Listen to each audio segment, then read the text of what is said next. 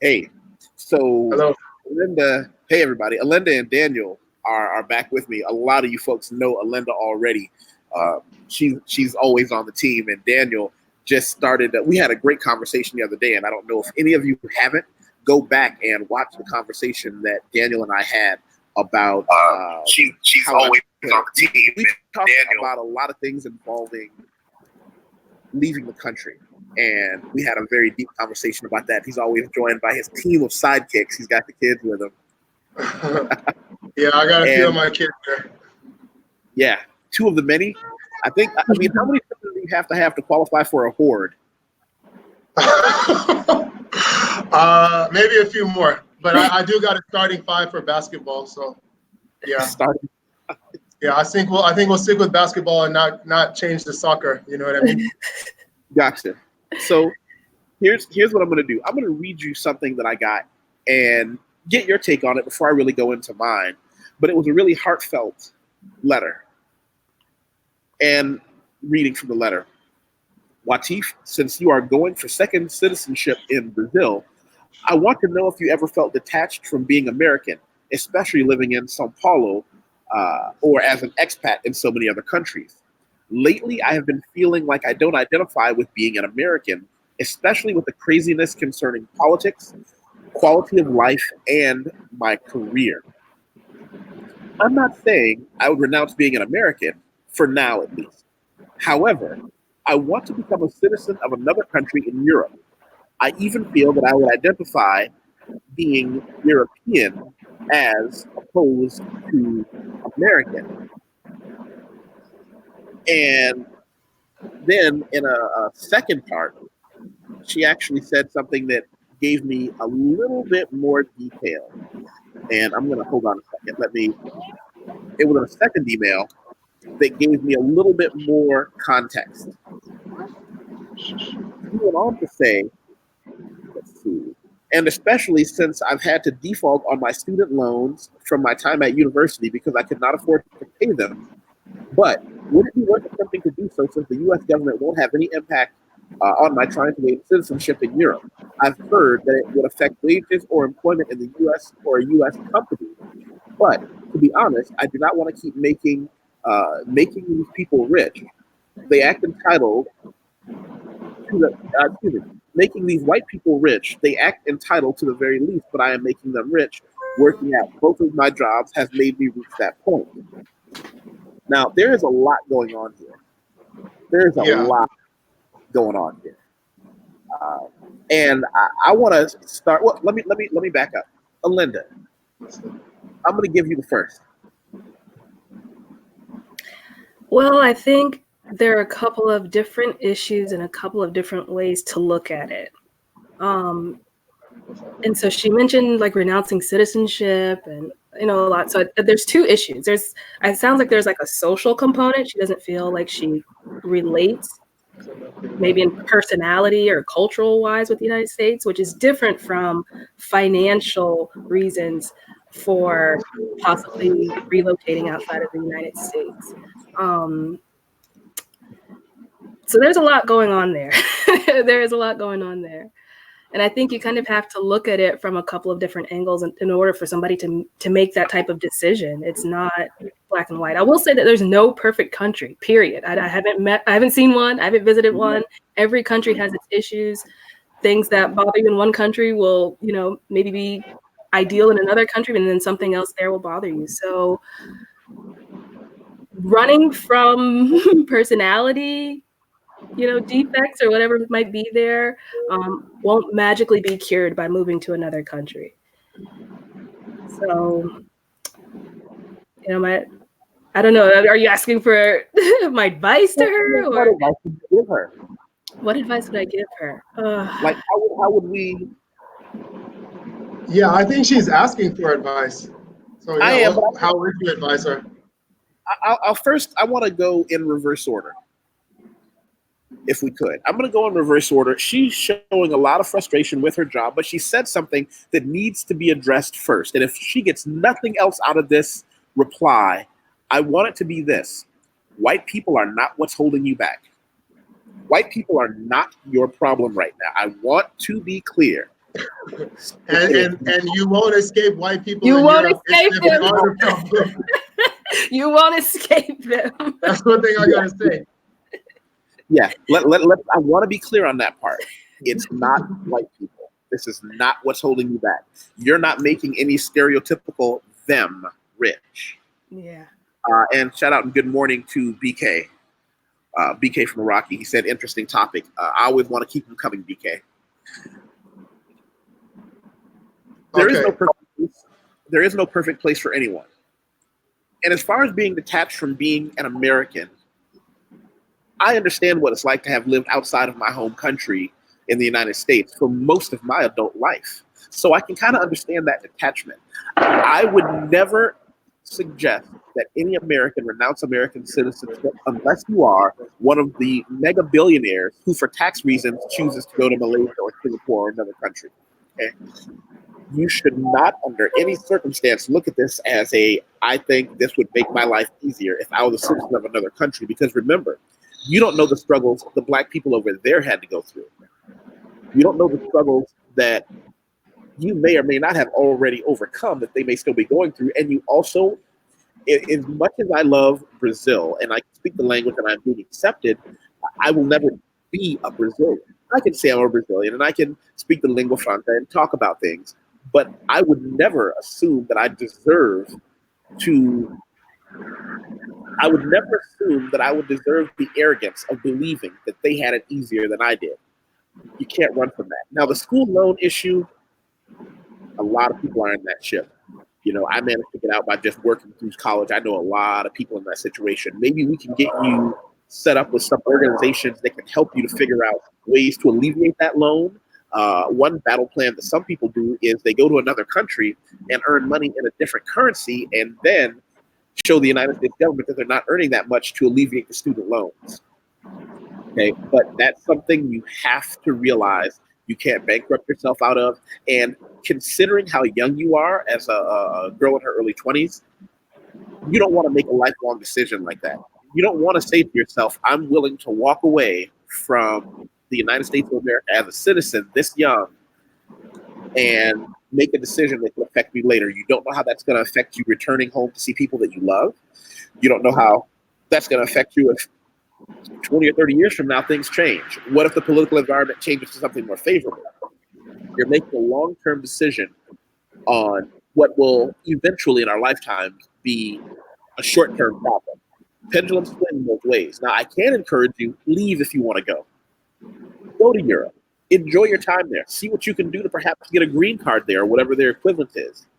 But leaving the United States permanently, I don't think that's the answer. And I really want to get you out of that frame of thinking that white people are the problem. There is no magic place for black people. And quite frankly, working class white folks got their own problems as well. I mean, no, they're not black. No, they're not indigenous peoples. No, they haven't been slaughtered off. But it's also kind of disingenuous to pretend like white folks ain't got their problem. One of the things I learned as a financial professional is start to look at things in terms of money, because prepare to get your feelings hurt, people. Money is the most important thing in our lifetimes. Associate yourself with people on the same economic spectrum and band together to get through some of these issues. I don't want to ramble. Daniel, take the mic. Okay. I think the most critical issue is the financial one, because that can have the most concrete impact on this person's life or any person's life. When you're talking about student loans and defaulting, I think you can arrange something with your loan provider where to get out of default, you can make some small monthly payments if you really have a low income and just have your credit in good standing, right? And I think it's important to try to do that, because when you go around the world, I mean, you learn a lot more that you live on your reputation, especially if you want to do things freelance and have your own company. All that's done by your own reputation. If you have bad credit, you're not going to be able to escape it even overseas. For example, right now, if you are defaulting on student loans, they can garnish your wages. Right now, every single bank around the world must report its US citizen bank account holders to the United States government, or else those countries are basically going to face some kind of sanctions. So I don't see it being very far away for the United States to say, look, this person owes a lot of money over here, and you as a bank are receiving money, so why don't we start garnishing from you, this bank? We make that demand that people who are trying to escape student loans, we still have access to your bank account. I mean, that's hypothetical. So my point is, what if you go back to the US and you have bad credit? I mean, getting finance outside of the United States as a non-citizen is difficult. If you're in the United States and you want to get some kind of credit, some kind of loan, something like that, it'll be very difficult if you've been defaulting and running around the world. You're still going to file taxes, so you still have to file even if you don't pay. So this idea of like a sort of economic, I don't know, it's like almost like a jailbreak, an economic jailbreak. It's not really going to happen. You know what I'm saying? I mean, that is a trap. But yeah, I don't think it's a solution. Now, as for Europe, there are some positive things this person could hear from me besides, don't do that. If you want to go to Europe, you can do something called Erasmus Mundus. And this is a very broad scholarship program that lets people study on a full scholarship in different European universities. Most graduate programs are taught in the English language across Europe. So this would be a way for a person who's young, educated, but not really done getting everything they want to get as far as qualifications to continue. They're not going to check on your student, your loan default status. And you could get your foot in Europe by getting to know the lay of the land. So I think that's something positive that a person could take. But moving to the identity issues, I personally feel annoyed when people say, I'm not going anywhere. My ancestors built this country. Well, it's true that a few generations of my ancestors were building America, but they weren't building it for me. They were not building it for me. I think that enslaved people, that's basically what the whole issue is with slavery, is that person doesn't have autonomy. So yes, they built it, but who are they building it for? I'm from Austin, Texas. Slaves built the Capitol. They weren't building it for me. They were building it because someone had a whip on their back and they've been kidnapped for their land. And now they're in a new land where they don't know the language and they're marked by their color legally. So this idea that like we owe something to our ancestors to stay, meaning, oh, it was bad, but we still got to stay. I don't really agree with that. So if someone feels out of place in the United States, I mean, it wasn't built for you. So it's natural to feel that way. It's just as natural to feel other ways about it too. But the thing is, it's kind of like being a teenager and you're having this, I don't feel like I fit in at home. I felt that way too, but I don't think that I was going to run away either. It was kind of like something to endure and eventually, make a way out of. You see what I'm saying? So it's something that I guess my last thing I'll say is I advise this person to be patient. I mean, they're going to have to do something and they will eventually do something. But for now, the way that they're thinking and talking, the best advice is to be patient, and find a solution through patience. Welcome, Brother Kyle. Hey, how you doing, Yusef? So far, so good. Where are you in the world right now? Are you traveling? No. Actually, I just came back from Europe. I came back from Spain not too long ago, maybe like 2 weeks ago. Well, can I ask you to address some of this? What's been going on? I mean, there's a little at the bottom. Read what BK from the Rockies just said. This person sounds like she may be having, yeah. Okay. This is how I feel, because sometimes, I go around the world. I have been to a lot of countries. I've been to 10 countries in total. I've been to Africa. Okay. I've been to Ethiopia and South Africa.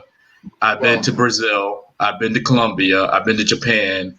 I've been to China. I've been to Spain. I've been to Canada. I've been to Dominican Republic.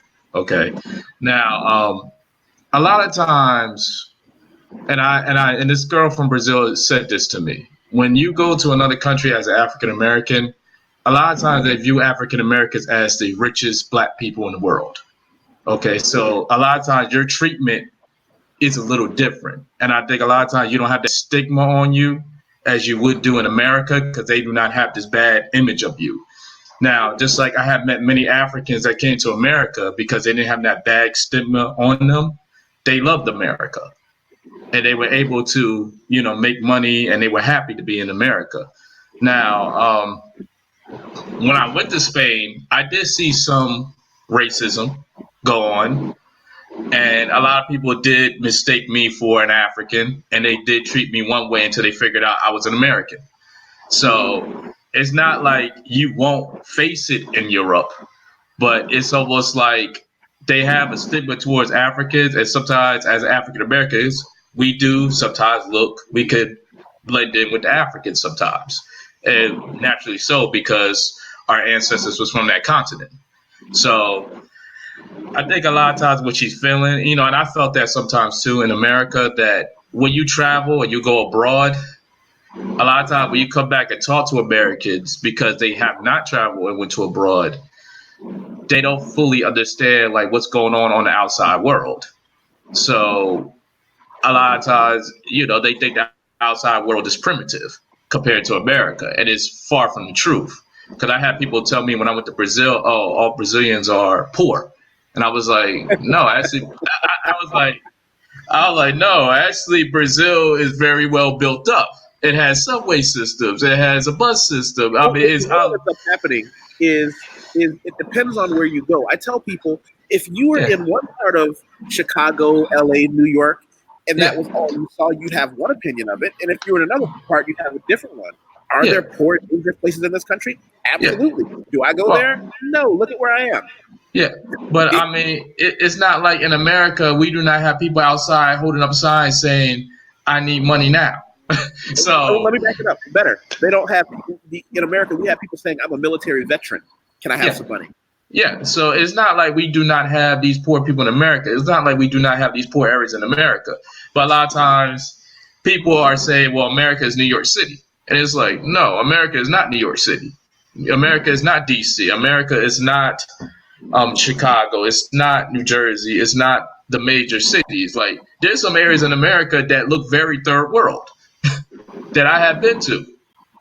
And, I told people this. I was like, there's some areas in America that look just like Africa. So, and I met some places that when I went to Cape Town, I thought that was the most beautiful city I've ever seen.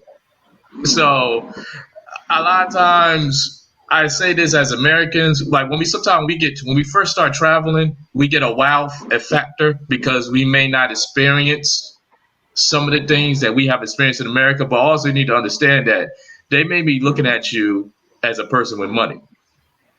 So you may not get the same treatment as, say, an African there, because they may say, well, he got some money, so I'm going to put on my nice face for this money. And I have seen this happen in Brazil. I have seen this happen in Europe. I have seen this happen in Canada, because the way they treat the blacks in Brazil is far different the way they treated me, because they thought I had money and I was a foreigner and they saw me as exotic. So, and I have seen this happen in Europe too. So a lot of times you got to be careful of how you're taking this treatment. A lot of times, just like when you go to the Caribbean, a lot of times they see you as coming from America and you have money. Now, I'm pretty sure if I was a regular black person in the Caribbean, they may not treat me that way. They may or may not. So a lot of times they're treating you this way because they see dollar signs. Okay. So, but I'm not saying they're all doing it, but a lot of people are doing it because of that. Now, I understand her feelings sometimes, because sometimes when I talk to Americans, sometimes you get tired of hearing the ignorance from them, because it's just like, you haven't been nowhere. You're trying to tell me how this place is, but you haven't been there. I had people try to tell me, well, all Dominicans are racist. And I was like, when I went to Dominican, I experienced that in some Dominicans in the United States, not all. But when I went to Dominican Republic, they received me real well. Is that she may still have the rose-colored glasses on because everything is fresh and new. Therefore, it must be better in this European country than in the United States, where, granted, times are hard. Yeah. I mean, she may feel that way, and sometimes I did feel that way. But I also had to understand from talking to people how they view African Americans a lot of times. It's particularly, I could only talk from a man's standpoint, particularly the men. a lot of times they see African American men as being very exotic. They're very muscular. Some of them are very tall, and You see African American men as muscular. a lot of people do. A lot of people do. Because as a man who lifts weights, I know how not common it is. So it's like, what do you mean? Yeah. Alenta, can you give me your take on what BK said, and then we'll get to brother Jeremy who just joined the team. I agree. I was going to say she might use the word that she doesn't identify. And I think for me, and part of my desire to live outside of the United States came from that same sort of feeling. I grew up in South Florida, which is like we call it the playground of the world wealthy. This is a place where people come to spend all of their money. And so the local population often doesn't live the lifestyle that you see on TV for South Florida.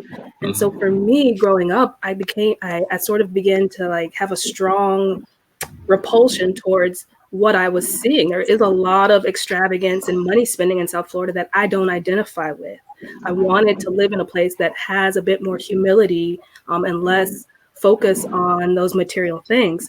And so when I left the United States, a lot of that wasn't my focus. I felt like I didn't identify. But I will also say that I have never felt more American until I left the United States. Again, I realized that, I was raised to believe certain things and have certain what we call liberties and freedoms, and believing, I have a choice on whether or not I want to be vaccinated, and I should choose whether or not my children go to school or if they're homeschooled. And these are things that I believe because of my environment, because of how I was raised. But I also have never felt more foreign than when I returned to the United States, because I have an experience outside the United States, and it changes the way you think.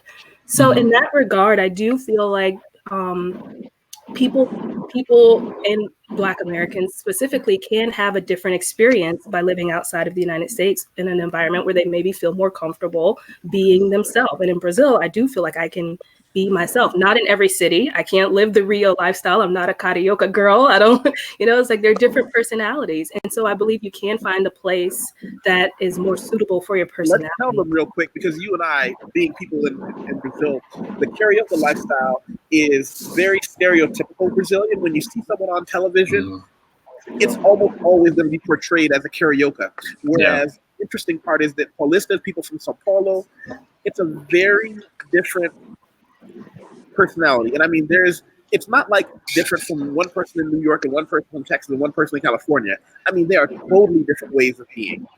So when she said leave that lifestyle, let me interrupt. Actually, I wasn't expecting this call today, so I'm kind of in the middle of something. I just wanted to join in for a little bit, so I gotta go. Well, listen, the door is always open, right? More. Sorry. The door is always open, and check this out on Facebook, and be sure to share it. Okay. Now, Alinda, I sent Yusef 2 links. Yusef, you'll share those, right? Yeah. Okay, he'll give you those links about that Florida history I was talking about. Thank you. All right. I'll see y'all later. All right, peace. Jeremy sitting there stroking his beard, just the wise man waiting for his turn to impart the knowledge to the rest of it. When Jeremy was here, I shared some of my patented homemade beard and mustache pomade with him. Did you get a chance to use it? I did. Thanks for that. Thanks for that. Okay. Probably the reason I haven't been cutting my mustache. Do me a favor, and can you turn your volume up a little bit, Jeremy? Oh, geez. You're on your phone, right? No control over that. I'm on my phone. So. Where are you? I'm in my living room, and I was trying to get ready because I need to zip off to the university pretty soon. But nonetheless, I am here. It's hot as hell. I'm down here back in Barbados. Thank you. That's what I'm trying to get to. What country are you in? Oh, country. Barbados. Barbados. I am Barbadian. Okay. 100% Barbadian. And Yusef and I met when I traveled to Sao Paulo a few months back, and it was, I would say, the time of my life. Getting to know him, getting to see Brazil through his eyes as an expat. I mean, it was good that he speaks English, but we are culturally very different. And nonetheless, I was able to appreciate Brazil from a point of view that I'm sure I wouldn't have been able to even see if I saw it through the eyes of another Caribbean person. Because when we leave, we look for certain things that I'm very sure, almost 100% sure, that others, Black Americans, well, you don't use the term Black Americans, African Americans, definitely don't look for the same things we do. The kind of background that we have is one where we come from societies where there's net migration. So people are always bred to leave. And in many cases, it's because of income inequality. In many of the other islands, not necessarily Barbados, it's because of also educational opportunity. Luckily for us in Barbados, there's a mandate that education is a right for all. So everybody's schooled up to age 16 to 18 at the very least, and most people have degrees. But Okay. then you create a problem where there's too many people, specialized skills, with very little jobs. There's only 250,000 of us, and yes, Well, so are you just telling me that your blue collar areas are suffering? there's blue collar. It's just that that's where the net migration really happens. But the just like Alenda, am I pronouncing your name correctly? Yes. Right. Just like what Alenda saw growing up in South Florida, pretty much Barbados and Jamaica, just like that, where most of the population live. And in Barbados, it's pretty much a middle class society. But then there's this ultra wealth from outside that pretty much distorts the image of the country. Now, how our tourism product is marketed is this idyllic, kind of marketing. But pretty much when you're on the ground, there's an ultra sense of wealth that you can see, but most of us can't attain. Even though I'm very well known in the island, believe it or not, you would think that I would be extremely wealthy considering the kind of influence that I have, but I'm not. And there's that class of person who's normally a foreigner, a politician that would be able to get that kind of wealth. So many people leave For the simply record, real quick, I want everybody to go check these 2 videos out we did. Jeremy yeah, is yeah. an economist and a university professor. We had some great talks, and I hope everybody gets a chance to go check those 2 videos out. Yeah, man. Thanks for that. People still are talking about it down here. But the thing is that we leave not because of identity. We take our identity very seriously. Jamaicans do. Everybody here knows a Jamaican. Jamaicans do. Trinidadians do. Guyanese. We consider Guyana to be part of the Caribbean because of the British history. Suriname, Surinamese do. Haitians do. Barbadians do. But we definitely leave because there's more opportunity than home. Whereas, so the reasons, again, what would motivate me to leave I wouldn't find the typical American doing that. You guys can jump from state to state. Yes, African Americans have a level of racial issues and institutional racism that we just don't get in the Caribbean because it's primarily Black to begin with. And we're not going to create institutions to really kill us or to really, my parents are cops. Let's just put it that way. So the point being is that when I read your friends, I guess, thoughts, I related to them through you said, through what we would have spoken about. Okay. I could see why she would feel a need to find more out there for herself. I could not relate to it personally. Many people here cannot relate to it personally. But at the end of the day, many Barbadians would not even give up a Barbados passport. They wouldn't even think about it. There's so many benefits to it. It's the top 10. It's in the top 10 of places in terms of rank for passports to have. We have visa-free access to many countries. We're not stigmatized. I can travel to the Middle East visa-free. I can travel to the US with a visa, but it's relatively easy to get a visa. I can come to Brazil visa-free, believe it or not. I can go to Europe visa-free, Japan, wherever, China, all over. So, and there's a lot of benefits to it with respect to owning assets within the Caribbean and all of that. So for me, when I read it, it really allowed me to put myself back in that place where Yusef and I had conversations, and why I would say, you know what, for the typical African American, I believe what makes sense is to have 2 citizenships, believe it or not. For me, I believe the same as well, but for totally here's the different thing. I reasons. want to be clear: 2 citizenships, yes, but not renouncing the primary citizenship of being an American. Well, from a tax point of view, Yusef, because you know you and I spoke about taxes Okay, extensively as well. let's not go down From that a rabbit tax hole point of because view, we're not talking about people earning enough money to make that tax benefit viable. We're not talking about the kind of income where this is going to be an issue. And I'd love to have this conversation, but I want to keep this on a ground level because remember, this is a young woman starting out in life. We shouldn't even be having a discussion with her on more tax advantageous places to live at this stage of her career. I mean, in my personal opinion, I mean, you shouldn't renounce your American citizenship or, your, citizenship because, I mean, look, the American passport is is not top 3 strongest passports in the world. So it does give a lot of benefits because, after going to Africa and see what a lot of trouble that these Africans have to go through to get into different countries, I can say as an American, I am thankful for that. Now, I understand how she's feeling because sometimes I feel like that way in America. But I also understand that a lot of Americans just have not broadened their horizons. So a lot of times talking to Americans, especially African Americans, because you're like, sometimes you get a little frustrated because you're like, you face this discrimination, but you want to take this discrimination a lot of times to other countries. And you're doing exactly what your oppressor did to you.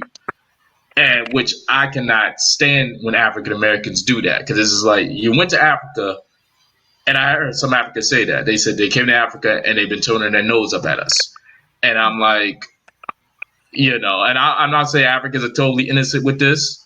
And I heard some people from the Caribbean say this about some African Americans. They go to places and they turn their nose up at them. And and sometimes I get frustrated with that because it's like your oppressor did this to you. The whites did this to you in America. And now here you are going to the Caribbean and you're going to Africa. You're going to other black places around the world with black people and you're doing it to them. So it's not right. So so you think that maybe she's unaware that she's being treated differently, being perceived as a Black American, and that she may use some of the. I don't see her as someone who I think is going to treat people poorly. But my whole issue for her right now is I'm trying to find reasons for her to address the issue of her student loan, and not to give up citizenship, but still to go. Well, I think she may just be feeling the high of traveling. And sometimes you get that high when you travel. Like I went to Brazil and I caught a high, and then after I came off the high, I started seeing the real Brazil, some of the issues and problems they had.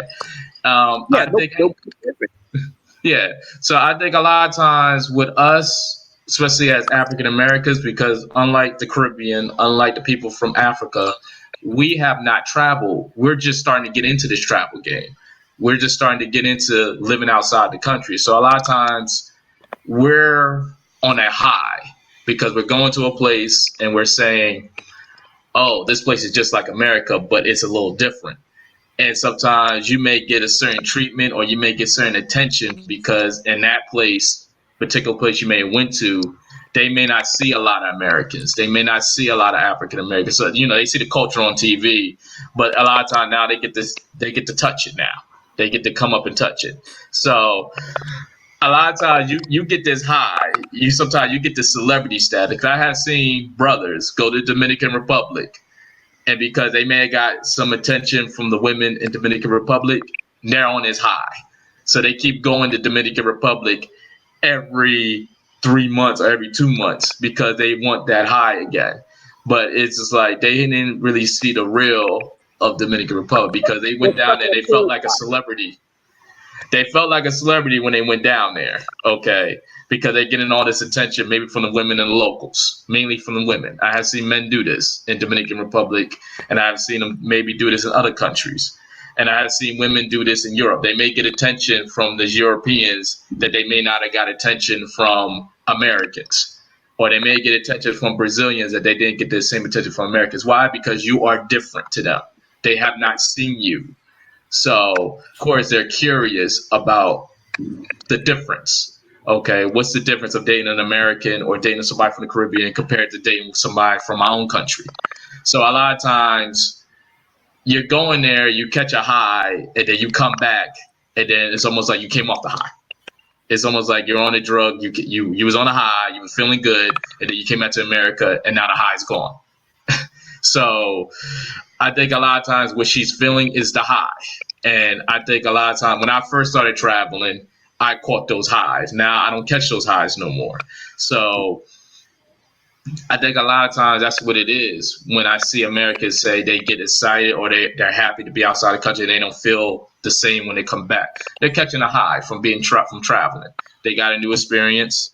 They may have got some attention that they didn't get before. And now they're on this high. And now they came back home, the high is gone. Reality done set in. So, and it may be that same way when you live there, but sometimes it's just like that. Now, some people take the high and they run with it, and some people take the high and they don't. Now, that's what I think she's maybe feeling. Now, maybe spending more time in Europe, reality may start setting in. Or it may never set in, who knows? But sometimes I have seen it happen too many times. The instability of Europe as well. We can't forget that Europe is not this stable union of awesomeness because they're going through a whole lot of their own political things. I don't know how many of you follow Parliament or with the whole Brexit issue. And we can have an entire talk about that. I think a lot of people take the racism in Europe. It's a little different than America. Okay, and just like when I looked at the racism in Brazil, it's different from America. A lot of it is very covert. And I say, as Americans, we're not used to that. Whereas when I went to Brazil, they were used to the covertness of the racism. Whereas in America, I did not see the full racism in Brazil until I started really talking to Black Brazilians. And then they kind of gave me their eyes for a minute. And then I started going there and seeing it the way they're seeing it. And it's the same thing I'm seeing in Africa and I'm seeing in, I saw in Europe. A lot of times the racism is very covert. It's not very direct like it is in America. So, or in South Africa. So a lot of times you do not see it, but you have to almost like turn on a different set of eyes to see it. Well, so a lot of times, let's go with Steven. Steven just jumped in because he said he's had. Steven, are you there? Oh, Steven? Before Steven comes on, I got a dash because I got to head to the university. But I really like this talk. Guys, keep it going. I'll watch this a bit later on. Okay. Thanks for having me, Yusef. You have a great day, Jeremy. And Jeremy, when are we going to see Jeremy, when do we see your next video pop up on your channel? When what? Sorry. When do we see your video pop up on your channel next? I actually have to do two over the next week. One on intellectual property, and there should be another one, the same homelessness one that I wanted to tackle that you were cautioning me about. I still want to do it. So, yeah. Okay, now while he's here, because I don't want this to be said when he's gone, let me tell you Jeremy's problem. Jeremy has all these clever contraptions and things he can put on his videos. It's just awesome, the stuff he can do on videos. And he will take a 1-hour video and take 4 days because the blue of someone's shirt isn't the right kind of blue. And put the video up. Good quality. Oh God. You still on me now, boy. All right, cool. Goodbye, Jeremy. Love you. Talk to you soon. Brother. Bye-bye. So, in my opinion, I would tell her, don't give up your American citizenship, okay? Because it has a lot of benefits. And also, your ancestors did fight for it, okay? They fought for their freedom. They fought for all the benefits that you currently have right now as American to get on a plane, to go across the seas so you can experience these things. And as an African American, I am thankful of that because after talking to a lot of Black people around the world, I realized their ancestors did not do as much as our ancestors did. And for quite frankly, our ancestors, I can say, were quite amazing because there wasn't a lot of them. And they managed to get all this stuff done. So, well, I think that's, that can be a topic we can address differently. But the consensus I'm getting from everyone who is an experienced traveler is, and I'm going to do this by the numbers, and I want you to tell me if you agree or disagree. Let's do this first one. White people are not her problem. Can we agree that white people are her issue? Now we can argue a structural and historic, but right now it's not white people holding her back. That's not the problem. And looking for a different group of white people isn't going to make things easier. Just like the white people in America aren't what's holding you down. Two, giving up that American citizenship, if you make that as an informed decision, having lived in several countries, having become fluent in a language and in a culture, and saying, I want to completely abandon my Americanness for this one at a much later age in life, I can support, but I can't support that for a young woman in her 20s. No, I mean, I don't support that for anybody. Right. I don't think anybody should completely abandon their American citizenship. I mean, like it or not, people may not like saying this or not, but I know America, it is a home for me, okay? Now, I could gladly make Brazil or Africa or any other place a home, but America is where I started, okay? Now, there are some things I dislike about America, and there's some things I do like about America, but there's also things I like about any other country. But America will always be, America is home, and I think it's home for almost any American because you've been living here all your life. Your ancestors been here for 400 years, okay? And yes, we did build this country. So we do have, people could argue and say, well, they built it for somebody else, this and that. Regardless or not, you should get your piece of the pie. Okay, that's just my opinion. You should get your piece of the pie of this, of something. You should get some money. You should get something out of this. Right. I don't care. Anybody would say, if you built something, I want something out of it.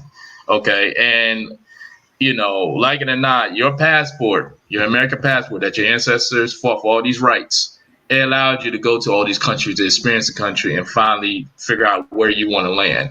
Now, sometimes your heart may not be in America because sometimes I feel this way sometimes too. Like when I meet people abroad or I talk to Africans, I talk to people in the Caribbean, I've realized they have traveled a lot. So me and them can relate to a lot of things. But a lot of times when I talk to American, they have not traveled a lot. So relating to an American a lot of times is hard because it's like they're coming with this, stigma in their head. A lot of the stigma they're getting is from TV. Okay. Right. And the TV is telling you a half truth. And I tell people this all around the world. Like what you're seeing on TV is the half truth. They're telling you one truth. There's 4 other different truths. You got to see all 4 of them and then make a determination of, okay, what is the real? And to me, that is the real. You have to see everything. You can't just see one thing. So I'm not opposed to giving up citizenship, but I agree with you completely. There are reasons for it, and none of the reasons that she stated to me are valid reasons for renouncing citizenship.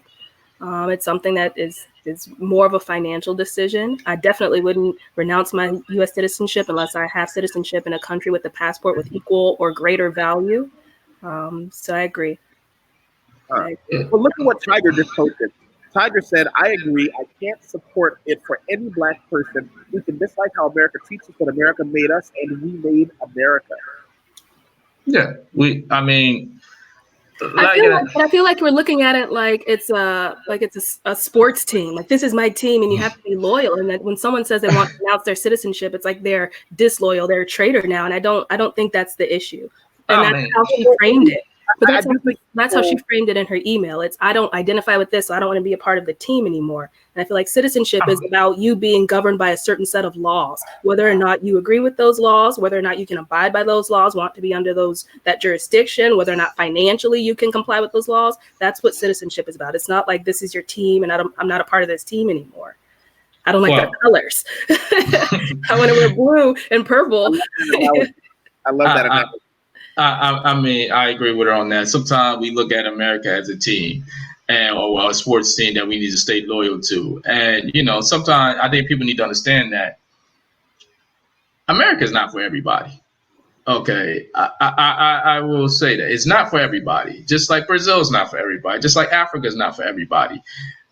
No one place is for everybody. Okay. Now, some people may go to a place and feel comfortable. Some people may go to a place and not. Like, I have taken some people to Brazil. They didn't like it, and I have taken some people to Europe and they loved it. So, I think, it all depends on your taste, your personality. Now, me personally, when I went to Europe, I didn't see no big deal of it. I was like, when I went there, I was just like, okay, it kind of looks like America. It's cool, it's modern, and you have all these train systems and everything.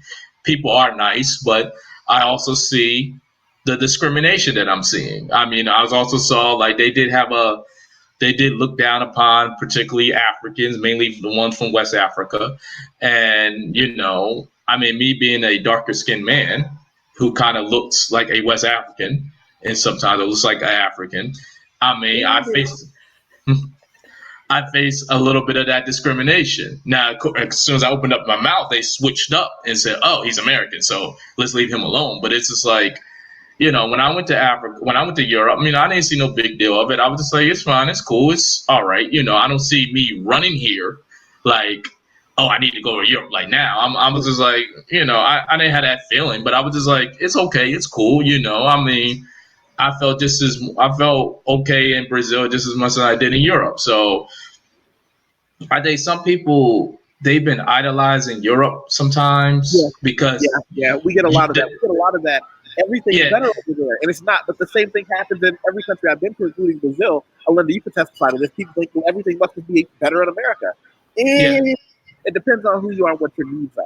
Yeah. But also, like, I went to Europe. I was like, it's okay, a lot of this stuff, because I live in New Jersey. Okay, so we have a lot of trains here, and we got, I'm not too far from New York. I'm not too far from Philadelphia. But I can understand somebody coming from Africa where it's not as developed. They may go to Europe and they may be in awe. But I think it all depends on where you lived at and where you grew up at. Like, I grew up around the train system and everything. I lived around Philadelphia and New York. Okay, and New Jersey has a decent train system depending on where you at. So I'm not in awe when I see trains going from one city to another. So I see, and I'm not at all seeing an electric car. But I know some people, they go to Europe and they get all because of that. They say, "Oh, the train system was like this." But in my opinion, I felt Japan was more technically advanced than Europe. I miss Japan. Let me do this then. I want you to go home and wrap it up for us. But before I forget, and this is something I always tell people, I don't make any money making YouTube videos. If anybody wants to catch up with me and see what I do for a living, I am an editor, writer, proofreader. I do anything involved with bringing language to university level for English. If you have a paper you've written, it needs to be edited or rewritten. If you have a contact, it doesn't matter how short or how small. If you have a book, that's what I do. The only thing people can do for me here, share this. Share this on your Twitter or your Facebook or someplace like that and tag me. And I'd love to, because this is how to meet other cool people. This is me on LinkedIn if anybody ever wants to join me there. And Alinda, I want you to bring it home for us.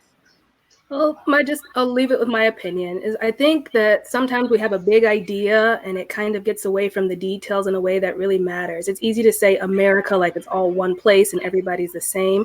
There are differences by cities. It's easy to say Brazil or, I want to move to Europe, but there are so many different countries in Europe with different cities, and each city has a different personality. So if there's something about her situation that she feels that she's having this identity issue with, but there may be another place somewhere in the world where she feels where she can be more herself. But to look at it as a financial escape all or some type of social escape all is not the answer. I mean, the only thing I would say.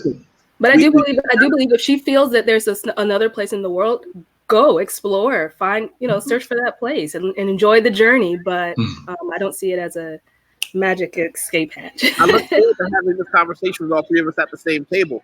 And I hope everybody has a great day, and thank you. All right, no problem. You too. Bye-bye.